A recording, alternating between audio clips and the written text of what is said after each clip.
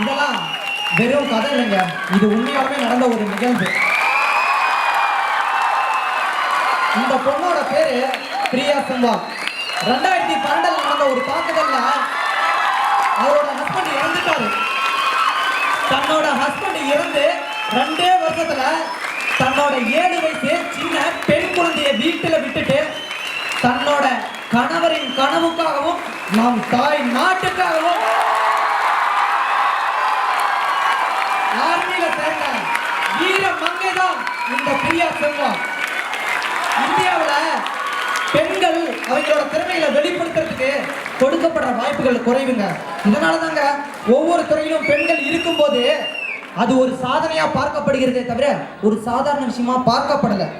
எத்தனையோ தடைகளை தாண்டி சாதிச்ச பல பெண்கள் நமக்கு தெரியும். ஆனா கலாச்சாரம் அப்படிங்கிற பேர்ல நிறைய பெண்கள் தங்களோட கனவையும் மறந்துட்டு திறமையை இழந்துட்டு தாங்க இருந்திருக்காங்க. ஆண் என்பவன் எந்த ஒரு காரணத்திற்காக இவ்வுலகில் படைக்கப்பட்டானோ அதே காரணத்திற்காக தான் பெண் என்பவளும் படைக்கப்பட்டான். ஆனா இந்த சமூகம் மட்டும் ஒரு பெண் என்பவளை கனவுக்காகவும் கலைக்காகவும் கவிதைக்காகவும் ஏன் கலவிக்காகவும் மட்டுமே பார்த்து பார்த்து பழகிவிட்டது. இதுல இருந்து நாங்க சொல்ல வர்றது ஒண்ணுதாங்க, நீங்க பெண்களை அவங்களோட திறமைகளை வெளிப்படுத்த ஊக்குவிக்கலனாலும் பரவாயில்லைங்க, ஆனா ஒருபோதும் முடக்கிடாதீங்க.